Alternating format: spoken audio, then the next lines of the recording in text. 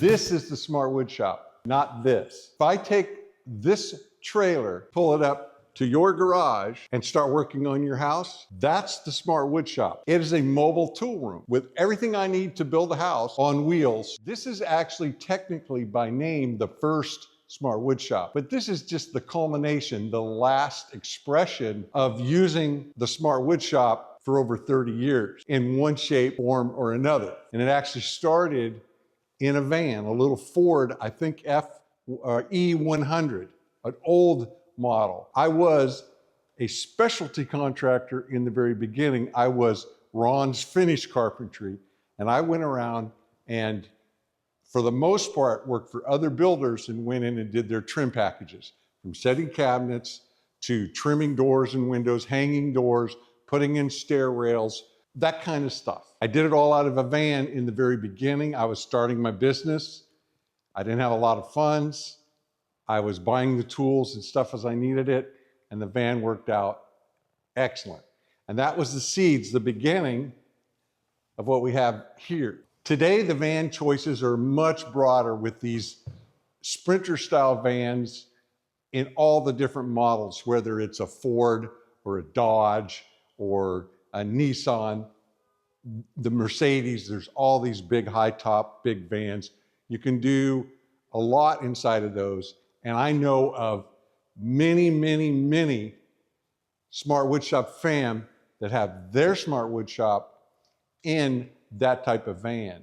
In fact, a few years ago, I did a tour visit with Mike in Hawaii, where he runs his Smart Woodshop as a builder, as a remodeler, out of his Sprinter type van. I don't remember if it was a Mercedes or what, but that style of van. I'll try to find that video and link it either here at the end or in the description down below. I really like box trucks. I've had a number of them over the years, and the ones that I had, I built a Smart Woodshop in, but it wasn't just a mobile tool room. It was that. It had everything that this has, but it was also a mobile shop. In other words, there were stations set up inside. I could just back up the box truck, plug it in, and the miter saw had a nice station on this side set up and running with plenty of outfeed. This side had a outfeed and the table saw set up and ready to use. Up above, I had my DeWalt planer, which I still have, set up, and it had plenty of outfeed across the top. The vacuum system was all hooked up to all of those. And it was nice to pull onto a job, plug it in, and be ready to go. Except most of the jobs I do, I'm there for the long haul doing everything, and I don't want to be going from inside the truck to inside the structure. So setting it up in either the garage or, better yet, the great room, which I did most of the time, I'm a lot closer to work, and that saves a lot of time. So my setup time for the tools that make up the Smart Woodshop, like the Smart Station with the table saw, the miter saw, the router station, the Krig Foreman, my sander, all that stuff, and it's you know, I can move it around on the job from the smallest space and have all the room I need. I mean, I can't tell you how practical this is, and all of the situations I've had over the years, I can't even convey how efficient this is, how nice of the work I can do, the output, because of having the right tools, and to be able to move it so quickly, whether I'm on a big job and I can move it all the way closer to where I'm working, or push it away and turn it a little bit so that I can run a 16-foot piece of base molding to take a little bit off through this whole thing, or rip down window liners out of 16-foot goods, again, in a small space or a big space. And then this bench here and this bench here work together, and actually this bench is in this bench. It's just, this has some modifications to it. but at their core, their foundation, they're identical. They're the same identical size. And this one I use mostly as my symbol. And you see how it doesn't move? How rock solid that is? I do that,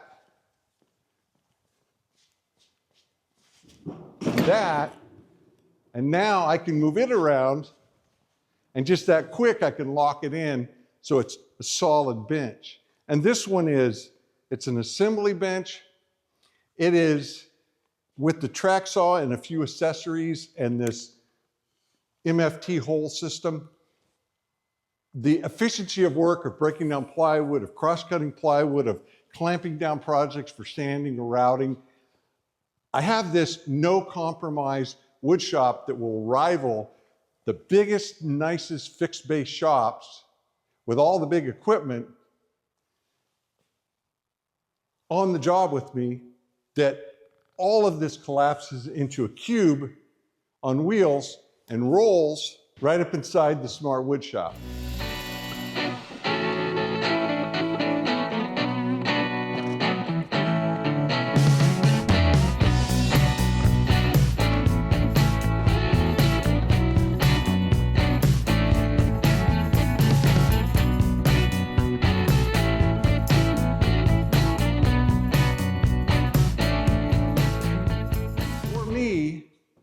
The trailer's number one. So there's your answer. In my situation, it's a trailer, trailer, trailer. But if you're a finished carpenter, a pickup carpenter, a hardwood installer, your needs are going to be different. And so you may find yourself better off in a van or a box truck if having a mobile shop tied in with your portable shop is best for you. There are situations where that is better for me, but I'm working with a single unit. In the past, when I had my box trucks and I would have more than one. I had crews, I had guys working for me, so I had multiple trailers and trucks. I could set up different ones for different needs. Question 2, when I'm shopping for a trailer, what should I be shopping for? That's really easy for me. Again, for my particular needs. I have had many trailers over the years, different widths, lengths, heights, and complete configurations. I've had incredible trailers where the sides open up and the tools are set up and I have that mobile shop and my portable shop. I've had big, long trailers that it was all set up inside. Again, table saw, and miter saw stations, and also I could actually work inside the trailer. Those require larger units, and I don't need those things. As much as I like them, I don't need them for most of what I do. So a shorter trailer is the priority for me. A single axle is not even an option. If it were the exact same trailer and a tenth of the price, and it was a single axle, I wouldn't even consider it. A tandem axle gives me the stability I want, the weight carrying capability that I want, and also when I'm in and out of the trailer, it's, when it's unlocked, it's just more stable. The single axle has one advantage, is that you can spin it on a dime, and that's kind of handy if you're moving it manually or with a little help, you can spin it a little bit. But other than that, the tandem is far better. I have the 3,500 pound axles. That is number 2. I would get the 5,000 pound axles. I would want the total 10,000 pound. The Smart Woodshop is a 12-foot trailer with the V-nose. So the V-nose is an addition to that. I find that very handy. It doesn't really make the trailer bigger, because if you have a flat front, your tongue is going to stick out further. So they're just taking advantage of some of that space in how far the tongue goes. I like the way it's built. So a 12-footer with the V-nose. Critical though is the width. 7 foot is pretty typical. And I'm giving round numbers. We call it 7 and 8, but there'll be a few inch variation there. But the wider the 8 foot wide like this, is number 3, it's gotta be 8 feet wide. The 7 footer, like Art, the predecessor, I felt constrained in the design and what I could do. And now having the benches that cube up, I need this aisle size right here. It fits with about an inch to spare. And even though I could redesign the cube a little bit and make it work in a little narrower, this works out really well. I like the space that I have. And also when I'm pulling out big equipment like the big planer or the table saw, any of these things, it's nice to have the space to get them down and walk out with them. So width-wise, if I went to a narrower trailer, I wouldn't give up the aisle width, which means I would have to give up some storage capability. I'd probably do it on this side, and I'd lose maybe that all that nail storage and screw storage and material storage I have back over there in a cabinet that I walk around into that, and I give up some of this space here. And you can see I'm actually using this width. So I wouldn't want to give it up. So 8 feet, absolutely, I wouldn't consider anything less. Height is about my height. I can walk in here, I don't bang my head. I had a trailer, one that I really liked, that even though I had multiple trailers, it was kind of the one that the guys used it on the job occasionally, but it was pretty much mine. And it was, the height of it was so that it would fit inside of any garage. So every house I built had 8 foot garage doors. I never built the 7 footers, those go way back. So every garage had 8 foot doors, and I wanted, when I bought that trailer and ordered it, I ordered it specifically to fit inside of 8 foot garages. And it spent its entire working life, unless it was being towed from one garage to another, it went inside of garages. In fact, because it was my one that I use at home a lot, I'd bring it home, stick it in my own garage, and I had a 3-car garage, and it fit right in. I was able to put the ramp door down. And it was just nice. I had my rolling tool room, but when it was time to take it to work, picked it up, took it out. I don't like leaving things outside if I don't have to. When I got this, I just decided that I really wanted the clearance, because I did bang my head a lot on that other trailer. And every time I banged my head, I thought I need a taller trailer. So I would set this height to whatever is comfortable for you. It's nice also to have the wrap-through space. That's valuable real estate for storage of long things. You got them in your visual line of sight. I've got my long clamps, and I'm able to use the clamping on here, and also build my cabinets a little taller and have space above them where I use all of that space. So the height of mine is, I'm going to say, looks like it's about 75 and a half, but that is right to here. That's where I'd hit my head. It obviously is taller than that inside. And then, because this will no longer fit in an 8 foot garage, I put the racks on. The racks are really handy, and I've got a ladder that I had the trailer company build. It's off the nose, so I can climb up it. It's always there.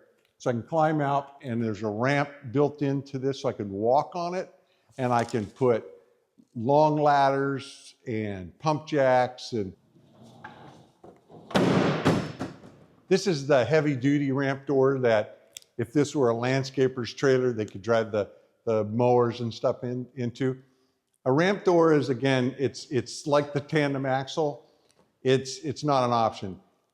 I wouldn't buy a trailer identical to this with barn doors if it were half the price of this. That's my need. That's what I think. It's in my experience. I've had multiple trailers with barn doors and multiple trailers with ramp doors, and this day in and day out is much more efficient. And I used to use the inside of the barn doors to hang cords and hoses and things, but that little perk isn't worth having the barn doors. They just get in the way, they're inefficient, and I like walking in and out. And plus, I load all my tools in on wheels, and if I have barn doors, then I've got to have a separate ramp. Finally, the construction. This is an all aluminum trailer. So the frame is aluminum and the skin is aluminum. Your typical trailer, it's steel. The ones where you drive down the freeway and you see those yards that are filled with trailers, most of those are going to be steel frame trailers with an aluminum skin or a thin steel skin, depending on the brand.